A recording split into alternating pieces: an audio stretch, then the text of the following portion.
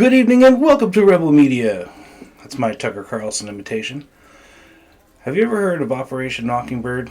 Well, if you haven't, we're going to explain it a little bit and why it's still relevant today. We've got some sound issues today. We've got rain and my lady's watching TV out there. So hopefully that doesn't come through in the audio. But let's get started.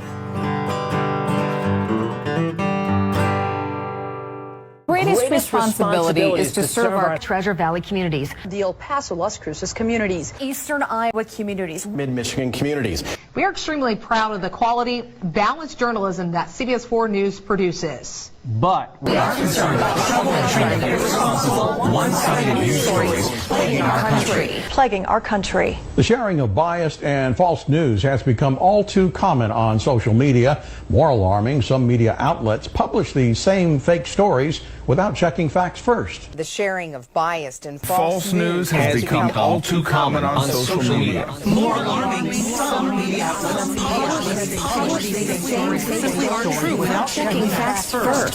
Unfortunately, some members of the media use their platforms to push their own personal bias. Wow, that's pretty weird. They all seemed like they were saying the same thing. It seems like it would be dangerous to our democracy. This is extremely dangerous to our democracy. This is extremely dangerous to our democracy. This is extremely dangerous to our democracy. This is extremely dangerous to our democracy. This is extremely dangerous to our democracy. This is extremely dangerous to our democracy. This is extremely dangerous to our democracy.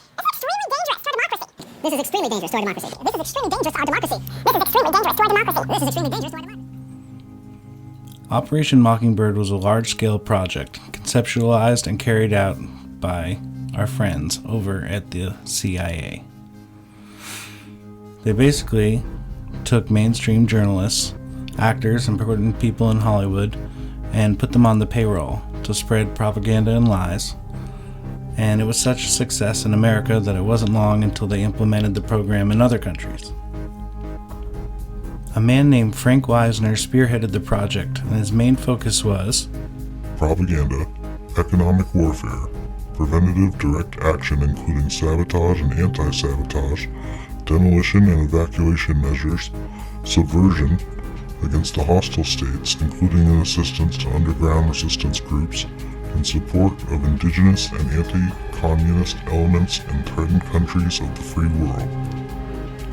journalists were chosen and blackmailed in some cases to do the bidding of the CIA, not just to put out fake stories, but to also gather intelligence from other countries that would help America's interests. In a 1977 Rolling Stone article titled "The CIA and the Media," a man named Carl Bernstein wrote, quote, "The CIA has secretly bankrolled numerous foreign press services, periodicals, and newspapers, both English and in foreign languages." So back in 1967, there was another article that was published before this one, where the New York Times said that a student concedes it took funds from the CIA. So there's multiple stories that have come out at this point, and now the Senate launches an investigation headed up by this dude right here. Investigate and expose wrongdoing when it occurs. We want to be sure that this country stays free, and that means that any spy agency continues to be outward looking, to spy on foreigners, but not to be spying on Americans or not to be trampling upon the laws and constitutional rights of American citizens. That would be its purpose, and in the long run it would contribute to public confidence in the CIA and make for an efficient intelligence agency operating within the law. That was Senator Frank Church. Seems like a pretty decent guy to me. So he heads up the whole committee, and it becomes famously dubbed the Church Committee, and they start investigating the CIA, NSA, FBI, IRS, and putting some people on the stand. And one of the first people they put on the stand is a guy named Frank Colby, who's a director of the CIA at the time. Here's what he said. Do you have any people being paid by the CIA who are contributing to a major circulation American journal? We do have people who submit pieces to American journals. Do you have any people paid by the CIA who are working for television networks? This, I think, gets into the kind of getting into the details, Mr. Chairman, that I'd like to get into in executive session. At CBS, we had been contacted by the CIA. As a matter of fact, by the time I became the head of the whole news and public affairs operation in 1954, the ships had been established, and I was told about them and asked if I'd carry on with them. Do you have any people being paid by the CIA who are contributing to the national news services, AP and UPI? Well, again, I think we're getting into the kind of detail, Mr. Chairman, that I'd prefer to handle in executive session. It's important to remember that this hearing is being recorded in the 70s, but they're talking about shit that they were doing in 1950. So, just keep that in mind. So, Mr. Colby, he's replaced. And you know who replaces him? George H.W. Bush. And some say he got the position for the way he handled another CIA thing called the Big Event. Chance to see the president as he made his way towards the trade march. It appears as though something has happened in the motorcade route. Something, I repeat, has happened in the motorcade route. But we're not going to talk about that in this video. Honestly, the church committee tapes are all really interesting to watch and learn about. You can see most of it on YouTube just by searching for church committee.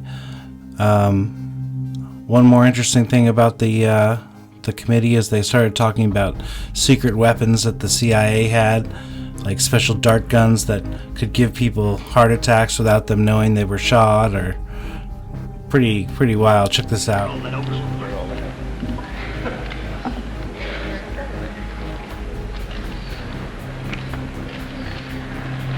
Now,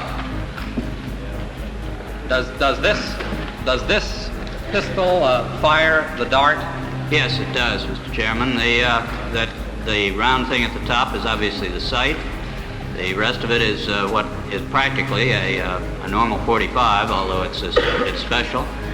However, it works by electricity. There's a battery in the handle, and it fires a small dart.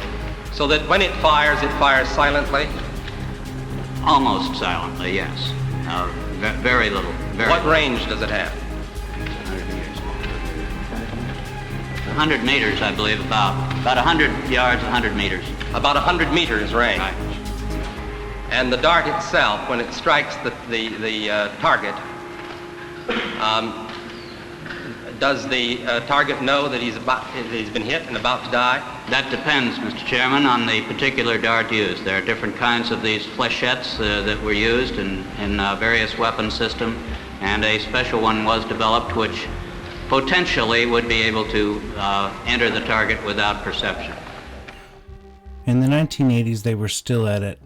There was something called the Angola War that was going on in Southwest Africa, and the Russians were giving the left-wing government weapons, and then America got involved, and they were giving the guerrilla fighters weapons, and the guy who is leading the American effort is a dude named John Stockwell, and he works for the CIA, and well, here's what he had to say.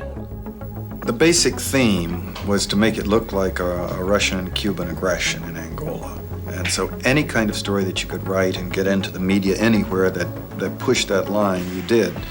1/3 of my staff in this task force was covert action, was propagandists, whose professional career jobs was making up stories and finding ways to get them into the press. Obviously, these are just some examples, guys. Operation Mockingbird started in the early 1950s. It's been declassified. It's out there in the open. But do we really think this stopped? I mean, we're talking about things going on in the 50s, the 60s, the 70s, the 80s. You think they just gave it up? I don't personally think so. But I thank you guys for watching, and I thank you for being here.